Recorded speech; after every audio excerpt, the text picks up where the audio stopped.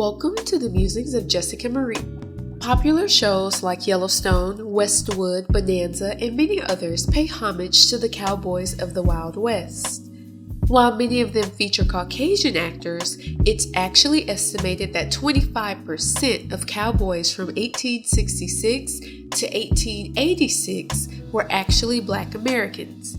Despite being underrepresented in popular society, the Black cowboys played a vital role in settling the untouched land of the West. Join me as we shine a historical spotlight on the Black ranchers, cowboys, and settlers that helped shape the nation. During the time of slavery, many ranch owners utilized free slave labor to process cattle and keep operations running.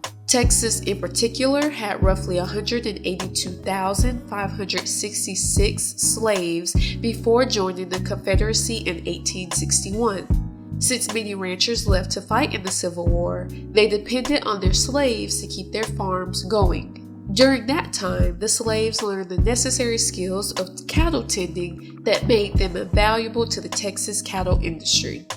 After the Emancipation Proclamation and the Civil War, many freed Black Americans turned to roaming the frontier instead of working on farms. Even those cowboys who were still enslaved were treated with more respect and dignity than those working on plantations, simply because cowboys had to be independent and trustworthy. All cowboys, no matter race or ethnicity, abided by the cowboy code of taking responsibility, working as a team, and protecting each other in dangerous situations. Bass Reeves, born in 1838, was the first Black American deputy U.S. Marshal to patrol the essentially lawless Indian Territory west of the Mississippi. He was born into slavery, but fled north from Texas during the Civil War.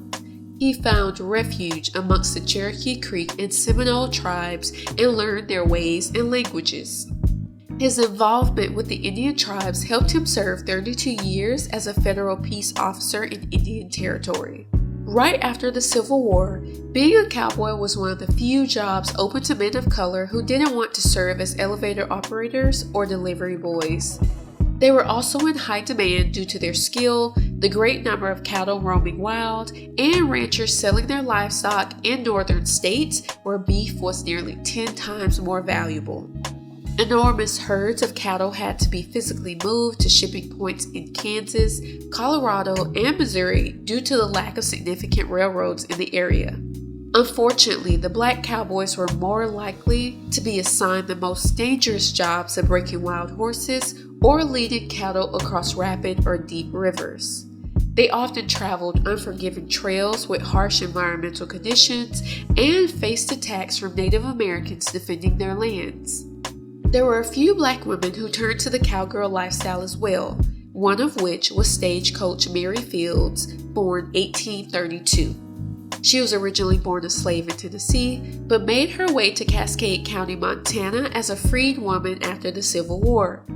In 1895, she became the first Black American to deliver the United States mail. Aboard her trusty mule Moses, she trekked through icy blizzards, sweltering heat, and rugged terrain to deliver important documents and packages in a timely fashion. Her reliability made her a vital player in developing central Montana. Oftentimes, the Black cowboys faced prejudice and discrimination in the towns they passed through. They were banned from eating at certain restaurants or staying in certain hotels. Despite this, Black and white cowboys were able to settle their differences easier than those in the East and other areas of society. Within their crews, they found respect and a level of equality that was hard to come by during this time in history. The cowboys shared a camaraderie like no other. They were always ready to share their blanket or give their last ration to a less fortunate companion. By the turn of the century, cowboys started to fade out after the railroad expansion in the West, the invention of barbed wire, and Native Americans getting confined to reservations.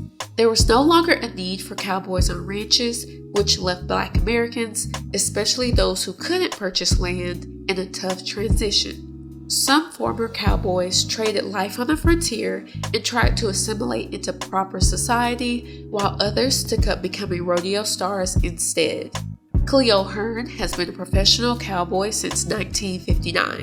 In 1970, he was the first Black American cowboy to win a calf roping event at a major rodeo, and he was also the first Black American to attend college on a rodeo scholarship. He achieved notoriety and fame after playing cowboy in commercials for Ford, Pepsi-Cola, and Levi's, and was the first Black American to portray the iconic Marlboro Man. William Bill Pickett, born 1870, was the inventor of the steer wrestling event at rodeos. He was born to former slaves, but began his cowboy life right after 5th grade.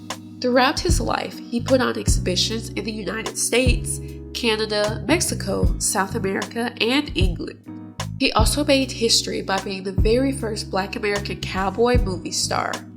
40 years after his death, he was inducted into the National Rodeo Hall of Fame in 1972. While the Black Cowboys definitely had to get used to the new lifestyle away from the sprawling plains and unrestricted life, their tenacity and fervor for life never faded.